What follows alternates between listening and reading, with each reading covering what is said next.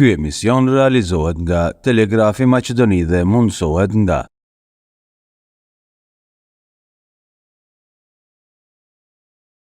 Përshëndetje zotëri Fatmir. Përshëndetje, mirë se erdha në emisionin tonë. Mirë se erdha në shku punë. Si e? Mirë, faleminderit. Si shkon puna? Po mirë, hec. Si komunikacioni edhe puna. Krejt si Maqedonia, krejt qështu. Si është gjendja e familjes, dhe më thonë tash ajo çështja personale shumë e rëndësishme se politika pas traumës, vjedhjes në shtëpi tuaj. Po mundohemi dal nga dal të rimerrat familja. Realisht një stres dhe traumë që se kemi përjetuar ndonjëherë. Në 50 vjet po i bëj në Shkup, në lagje të ndryshme banoj. Por janë sfida që vinë nga njerëzit, ndoshta edhe prej Perëndis, kështu që në çdo sfidë njeriu duhet del më i fortë. Besoj edhe unë edhe familja do dalim më të fortë prej kësaj situate. Është sfidë prej Perëndisë apo prej partisë? Po unë po them gjithçka që ndodh ka ndonjë arsye. Edhe lidhet me Po, shpresoj se mos ketë prapavi. Edhe pse sjellja në fakt sjellja e aktorëve politik është siç ata vazhdojnë gjithmonë. Ata nuk bëjnë ndarje mes tragjedisë edhe mes mundësisë për të përfituar diçka, por edhe njollosjes politike të kundërshtarëve politik. Kështu që javën e kaluar kishte një tendencë të tillë nga parti politike të ndryshme. Mediat si media kërkojnë vëmendje dhe bëjnë lajme edhe aty ku ndoshta nuk ka lajm.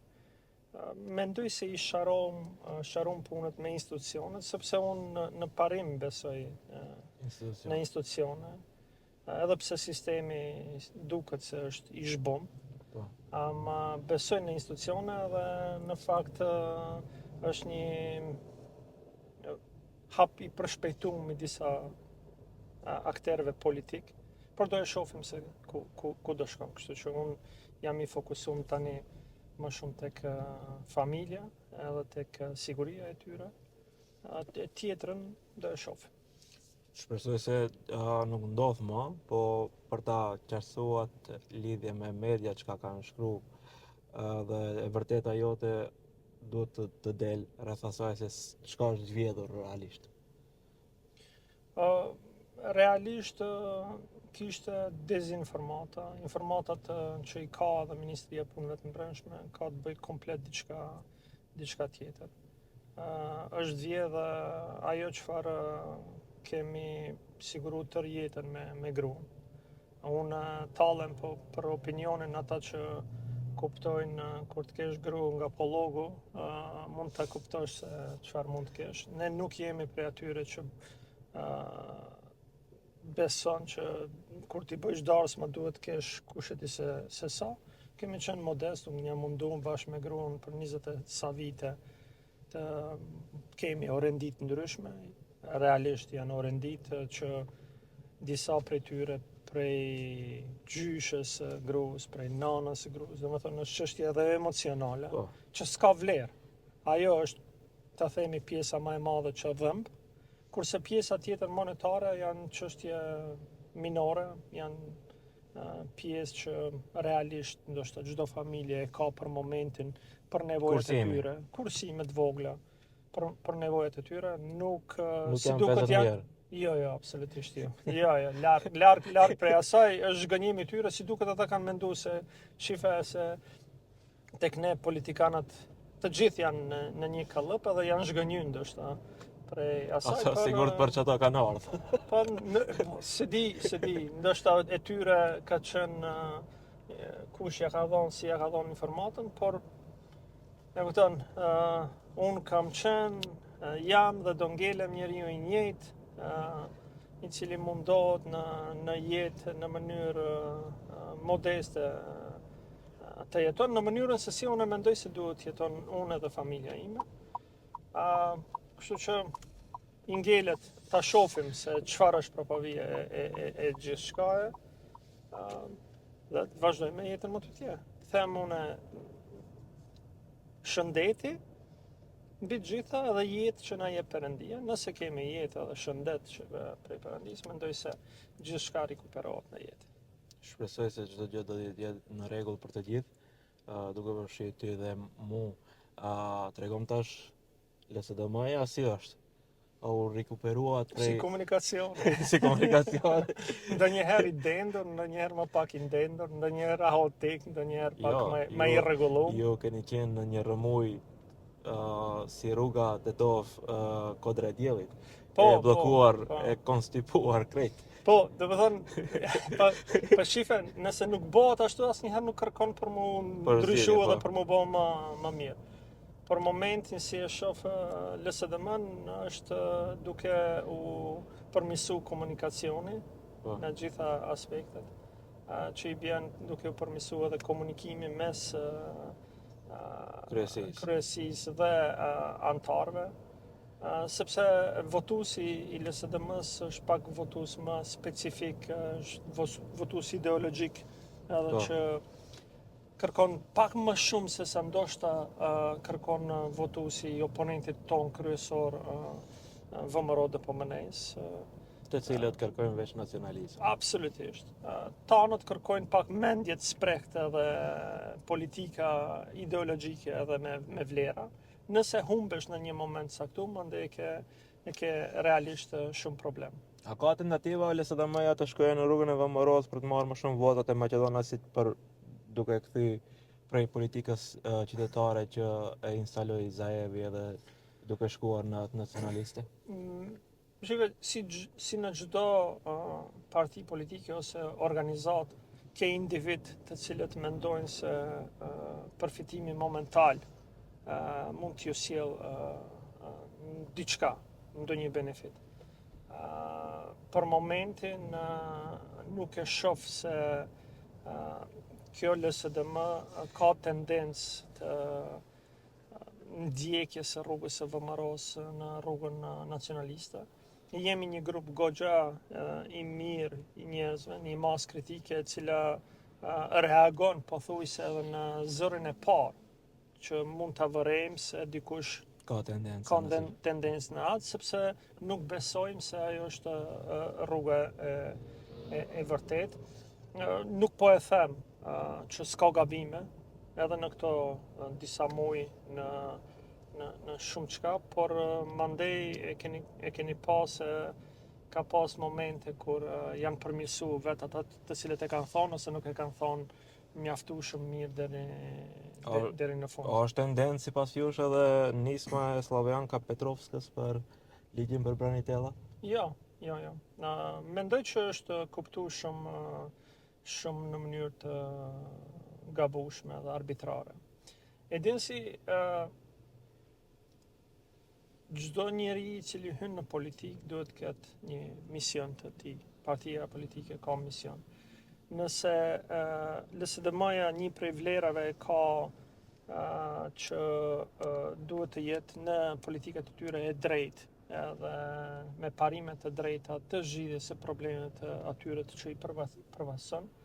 Ligji i Branitellave në fakt nuk është ligj i ri. Është ligj i cili vetëm përmirëson një të drejtë që është cenu një grupi të caktuar ndër vite, sepse atje kanë marrë dëmshpërblim goxha prej njerëzve. Për shembull, shumë keq u interpretuar në opinion se qenë ka vetëm për Branitella. Nuk është e vërtetë. Për shembull, edhe kemi policë shqiptarë që kanë humbur jetën gjatë aksioneve policore, siç është aksioni rasti i Kumanovës, që me ligjin e Branitellave ai merr dhe familja e tij përfshihet. Tani për çfarë qenë ka? Por ne kemi thonë si parti që krahas këtij ligji jemi të gatshëm gjithmonë ta hapim diskutimin për dëmshpërblimin e çdo njerit. Përfshi edhe familjet e familjarët e ushtarëve të UÇK-s. Pse? Një fëmijë i cili ka lind në vitin 2001, ka luftë. Sot i ka 24 vjet. Çfarë ka faj ai që në atë moment prindi i tij është desht të kap armë për të kërku të drejtën e barabartë me dikë tjetër. Dhe pse ky, tani për 24 vjet, mos ketë të drejtë, për shembull të shkollimit pa para, ose i asistum prej shtetit siç ka fëmia e atij që ka qenë nga ana tjetër. Dhe ne këtë kemi fol gjithmonë dhe jemi të hapur. Do ta përfshinin në atë ligj? Jo, nuk mundet të përfshihet në të njëjtin ligj, duhet të jetë ligj i veçantë. Okej. Problemi është se asnjë parti politike, para asnjë forcë politike, përfshi edhe VMRO-n, nuk janë të gatshme. Ta diskutoj. Pse? Sepse nëse nuk e kemi kuptuar deri tash, nuk do e kuptojmë asnjëherë.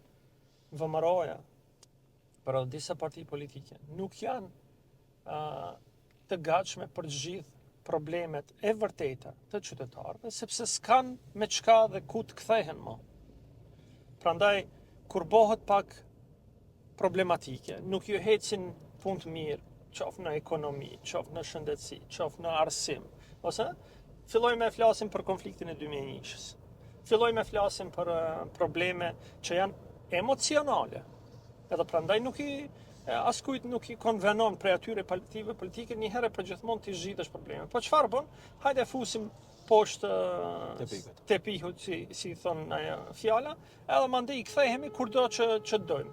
Tani ne duhet kuptojmë se politikanët përveç që merren me politikë, duhet të jenë këtu edhe për me zgjidh probleme të qytetarëve. Reale. Ato janë probleme reale të qytetarëve. Ti nuk mundesh problemin i cili ka dalë si pasojë e konfliktit 2001, mos të merresh për 23 vjet, 24 vjet, 25 vjet. Jo, hajt në rregull, po e lajmë, partia ime e akomodon ndonjërin prej këtyre, partia ime akomodon ndonjërin prej këtyre, dhe në 2025 prapë bë çështje i njëjti. Diskutimi i njëjtë. Kjo të tregon se në fakt fatkeqësia jonë e gjeneratave tona, sepse unë e quaj veten për atyre gjeneratave që shumë vonë ka hyrë në politikë, nuk kam hyrë në rinin time, sepse s'kam besu që mundem edhe duhet me hyrë në politika qiri. Fatkeqësia është se kemi pas njerëz të cilët nuk kanë pas mision, ose dhe vizion se çfarë dojnë për këtë shtet, përveç misionit të tyre individual dhe të ngushtë. Këtu, që mos të preket ndonjë qoftë lider, nuk është çështja nëse lideri ka vizion apo mision. Po nëse ata të cilët e përcjellin, e kuptojnë, edhe shkojnë mbrapa tij në të njëjtin mision. Kur jemi te lideri, LSDM-ja dukej ndryshe me liderin Zoran Zaev. Ndryshe 180 shkollë nga Filipçja. Si ti ke kalu të dy, duke përjetu të dy liderat. Cila është ajo që ti e quan si dallim? Njerëz të ndryshëm me ambicie të ndryshme, një prej problemeve i liderit aktual Venko Filip që është se në fakt kishte një farë hije të marrë prej Zoran Zaev dhe njerëzit e lidhin relativisht, kështu që i duhet pak kohë të tregon se cili është misioni i qartë i tij. A ka guximin e Zaevit? Për ata që e njohin, po. Bile për shkak se në jetën e tij private, profesionale, ai është kirurg, edhe është neurokirurg. Ndonjëherë për disa gjëra ka guxim akoma më të madh, sepse neurokirurgi duhet bën vendim për momentin, në sekonda për jetën e njeriut, kështu që edhe ky ka guxim. Po them i duhet pak ndoshta më shumë kohë. Për originalitetin e tij. Po, që ta nxjerr në pah vetveten. Problemi i liderëve në Maqedoni është se ne jemi mësuar me liderë të cilët mbijetojnë me dekada ose zhvillohen me dekada. Edhe në fakt mandej sikur njerëzit janë skeptik ndaj njerëzve të ri, të cilët futen nëse ata do jenë në gjendje që t'i shpinë gjërat përpara, edhe mlefi që është kriju dhe vokabulari i cili është kriju në jetën politike është për të ardhur keq, i thojnë në Shqipëri, realisht nuk doja dëshiroja askujt, se ky niveli i diskutimit edhe bisedimeve politike që ndodhen në fakt nuk i ngjajnë një shteti demokratik siç është Maqedonia, sinqerisht. Tash te vëmëroja, domethënë unë jam i vetëdijshëm se ke kritika edhe për mënyrën e funksionimit pasi ke qenë në të njëjtat pozita që janë ata tani, tregom një pozitive që e vlerëson për kësaj qeverie. Përfshi këtu edhe Vlenin, edhe Vëmëron, edhe Znamin, edhe krejt. Ndoshta nuk do të thot shumë për qytetarët. Ka pas një iniciativë që unë e kam fillu kur isha zëvendës kryeministri në qeverinë e kaluar, ajo është strategjia kombëtare e zhvillimit, është një strategji 20 vjeçare. E kanë vazhdu? Ata e kanë vazhdu Okay. implementimin e saj. Është një hap i mirë sepse për herë të parë kanë treguar se në mënyrën se si është zhvilluar ne i kemi përfshi edhe atë opozitën e atëhershme. Edhe tani këta edhe sikur nuk do e vazhdonin, po mos ishin përfshim.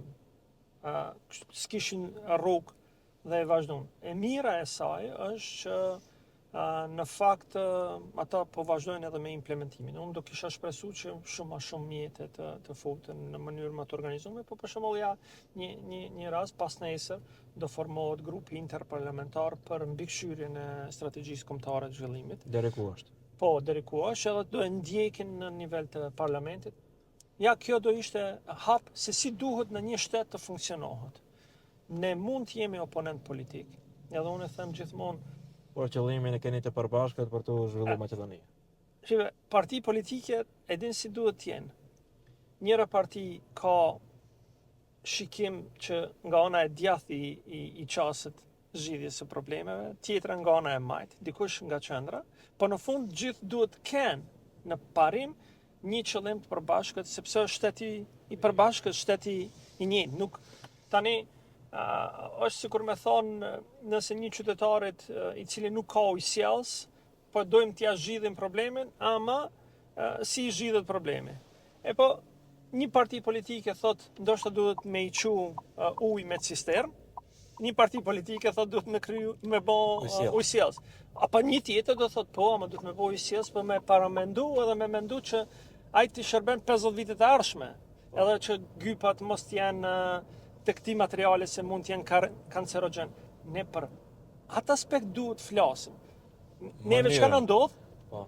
Ne flasim, a duhet me pas ujë apo s'duhet me pas ujë?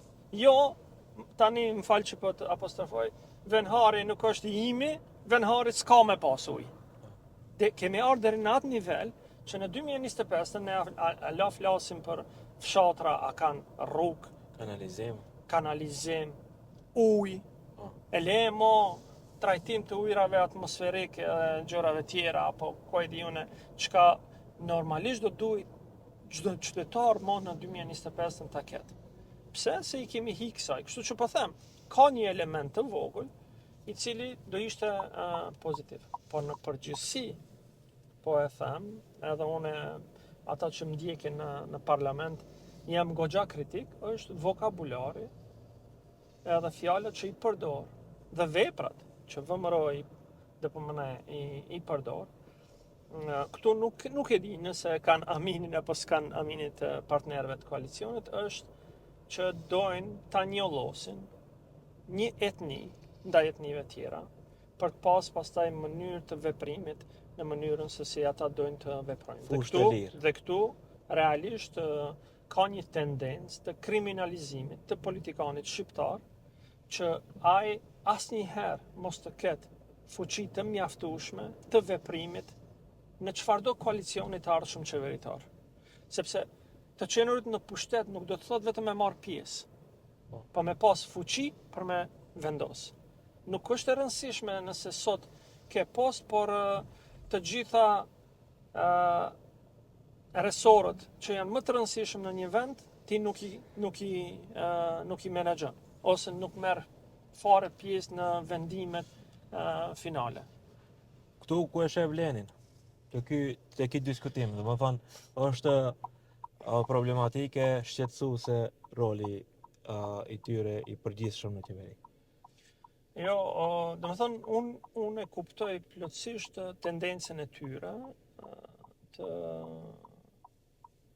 dhënjes së një narrativi që është mirë që sjellin ndryshimin, por ndryshimi nuk vjen me dërgimin e vetëm një partie në opozitë. Siç ishte tendenca e tyre që BDI-n ta çojnë në opozitë. Ajo mori fund si e tillë. Ndryshimi vjen nëse realisht qytetari fillon e ndjen. Çfarë është ndryshimi për një qytetar? Nëse veten e ndjen më të sigurt në shtetin në të cilën jeton. Për momentin, po e them me bindjen e plot, jo vetëm qytetari shqiptar, por edhe çdo qytetar tjetër e ndjen më pak veten të sigurt në këtë vend. Për shkak se për një herë, ndoshta ata thonë pas ka qenë sistemi kështu apo ashtu, për një herë brenda 10 muajve në Osollën problemet ndëretnike në tavolinë, ke incidente të ndryshme. Në Osollën me të madhe incidente të ndryshme që kanë të bëjnë me sigurinë, qoftë në qarkullim, në komunikacion, qoftë sigurinë e përgjithshme, dhe njerëzit nuk e shohin. Mos flasim pastaj nëse realisht se për pjesën tjetër e zgjidhjes problemeve shumë kohë e shkurtë është, jemi edhe të drejta, të flasim andaj ka del shpirti si thonë. Kështu që për pjesën e zgjidhjes problemeve të çështjeve elementare është shumë kohë e shkurtë, janë 10 muaj.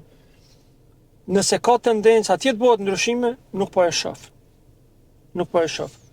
Edhe rastet e fundit që ndodhen brenda koalicionit vlen, ku realisht për mua si njëri i cili nuk është pjesë e koalicionit vlen, po komunikoj me deputet koalicionit, edhe me krejt akterët që janë edhe në vlen, edhe në parti politike tjera, realisht vlenet nuk i duhej një përçarje e tillë, sepse po sill në tavolinë atë që zakonisht shqiptarët, popullata shqiptare e ka ditë. Ajo është kur të vjen pastaj në ndarjen e pushtetit, kush sa merr, fillojnë në grindet. Ka ajo thonja po e famshme që e përdorim ne mes veti të ati generalit italian, tutti albanesi, tutti komandanti. Dhe më thonë, nuk mundesh me po 2 bashk. Këtu kishim 4 bashk, tani u përçan pse, edhe pse, mendoj që për faktorin politik shqiptar, mendon se për liderin do ishte mirë. Po nuk e di, janë përça. Shife, a përçash për liderin, a përçash se kush do jetë kryetar komune, është njësoj, ja? Po. Sa unë do kem, sa ky do kem i. Kur ke ideologji edhe ke qëllim shumë më të madh, nuk është e rëndësishme a emrin si do ja vesh kryetarit. Është e rëndësishme nëse ai qëllimi është i aftë për me i zgjidh problemet edhe nëse ja arrin qëllimit. Ama problemi vazhdu në të njëjtën frym, ajo është, Fatmiri nuk është Joni, sepse në këtë kuptimin në politikë është i Joni, e kena kapa, edhe e kontrollojmë ne ç'është dojna e sillim, edhe ky është kundër nesh. Edhe aty filloj mendoj që kjo është zanafilla e gjithë problemit, edhe çka bën?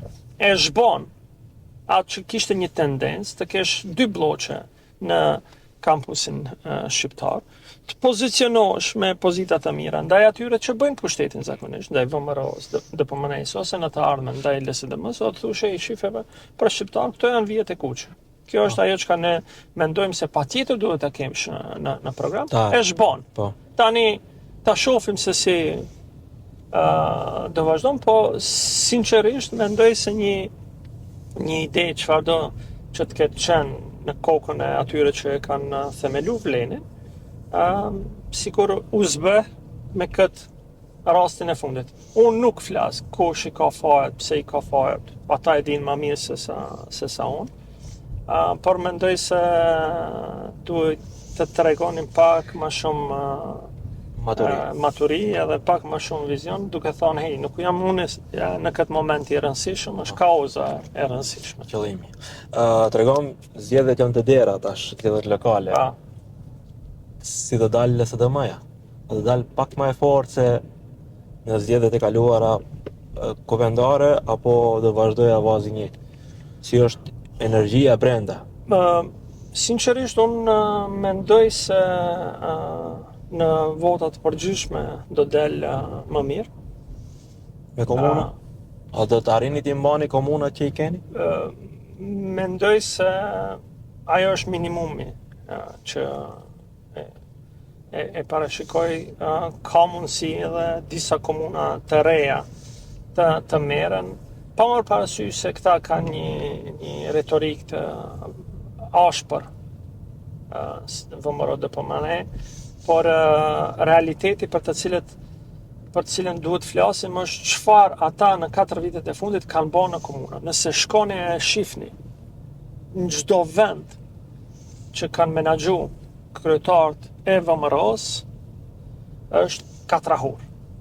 S'ka pothuajse asnjë gjë të implementuar prej asaj që Kjo kanë. 4 ora që përmendja do të ndikoj realisht ta humbin pushtetin? Në fund të ditës është qytetari që vlerëson. Ai kur e ka zgjedh për 4 vite, e ka zgjedh për shkak premtimeve që ja ka dhënë se do ja bën jetën më të mirë. Po, në atë komunë, në vendmarrjen ku jeton. Tani, nëse ti ja ke bën jetën shumë më të keqe, se sa që e ka pas para 4 vite, cili do ishte motivi, përveç motivit politik, që me votu? Qëllimi pyetjes ishte, a ndikohen prej politikës globale në Maqedoni për politikat lokale? Gjithsesi ndikohen, ama zgjedhjet lokale kanë edhe aspektin tjetër, sepse ka probleme lokale. Në fund, unë kam një kryetar të komune të vëmëror dhe pëmënes në Butel. Ai s'ka 10% të asaj që ka premtu të realizume. Tani jo për shkak se jam oponent politik, po si qytetar nuk më josh me grithjen edhe vërjen e një shtrese të asfaltit. Nuk është zgjidhje problemi, unë kam pas asfalt. I pas ka pas një 3 gropa aty, tani e gritha dhe mnova atje.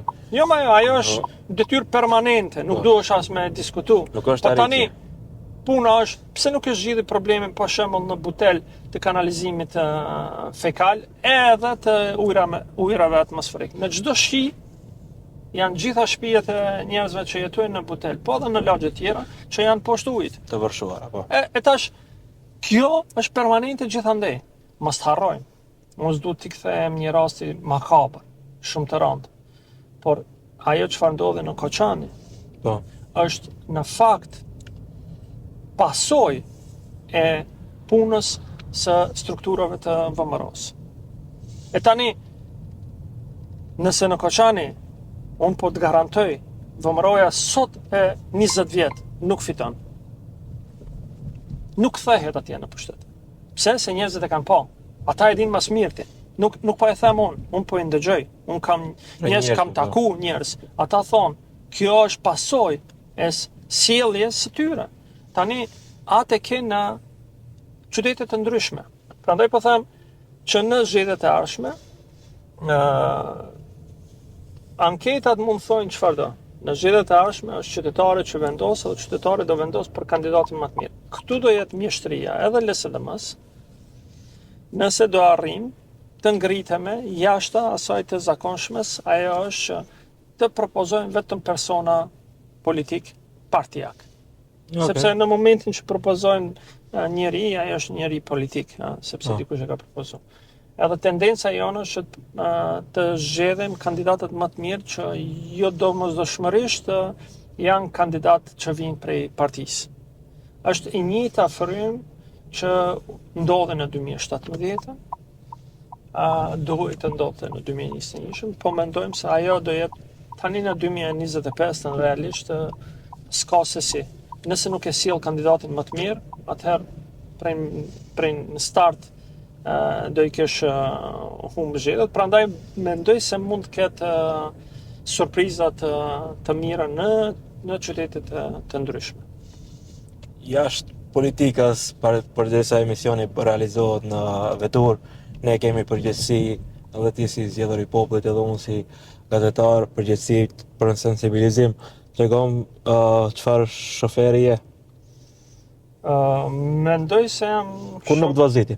Jo, po në fakt unë në jetë është shumë interesant që kam bërë relativisht shumë kilometra në jetën time. Në 90% rasteve vetë, duke vozitur, 10% Me shofer. me shofer, edhe në jetën private, kur kam punu për para vetë në sektorin privat edhe në ekzekutiv. Jam shofer i vëmendshëm, sepse në kokë kam gjithmonë një send. Asnjëherë nuk vlen ajo që jemi vonë. Okej. Po nismë. Por vetëm je nis vonë ti vetë. Okej. Kjo është me Kështu që dhënia së veturës shpejt nuk sjell asnjë sens, sepse zakonisht gabimet ndodhen për 3 sekonda. Mund të kushtojnë ju për ty, për dikë tjetër shumë më shumë. Është e pakthyeshme. Nuk ka çmim që mund ta zhbon një gabim për 3 sekonda, sepse ti mendon se mundesh ta arrish më herët. Asnjëherë nuk mund ta arrish më herët. Diferenca, unë shpesh e them, është me minuta. po është më pak se sa minuta. Po.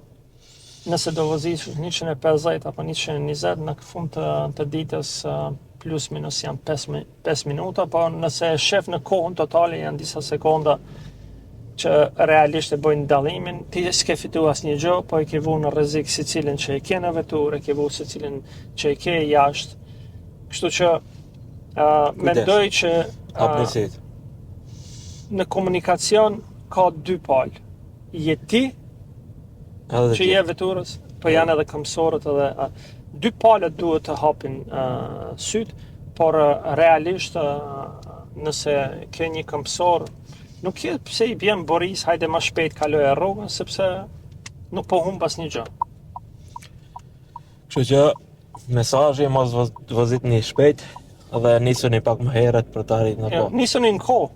Gjithmonë është, nisuni në kohë. E din ata që kanë punu me mua dhe kur ishim në qeveri, unë gjithmonë ju thosha, ju vlerësoni kohën, nuk kam unë çka me vlerësu kohën. Po kur të nisemi, nëse vozitni shpejt, atëherë do keni problem me mua, sepse që kemi nis vonë. Kështu që edhe në jetën e përditshme, nisu me kohë, të kesh kohë të mjaftueshme, duke i ditë krejt senda që se edhe kur të shkosh në aheng, por edhe kur të shkosh për mort, edhe kur të shkosh në X raste të ndryshme, mendojnë që nuk ka send më të vlefshëm që ti edhe ata të tjerët Të jeni në kohë. të jeni në kohë dhe të jeni gjallë shëndosh. Unë e vërtetoj se ky emisioni është nis në kohë, edhe Fatmir Pitiqi ka qenë në kohë në emision. Shumë faleminderit për kohën. Faleminderit edhe ju për ftesën, një emision jo i zakonshëm, por ndihesh rehat për të folë, siç ndihem zakonisht rehat edhe në komunikacion kur vozis vetë. Faleminderit. Ky emision realizohet nga Telegrafi Maqedoni dhe mundësohet nga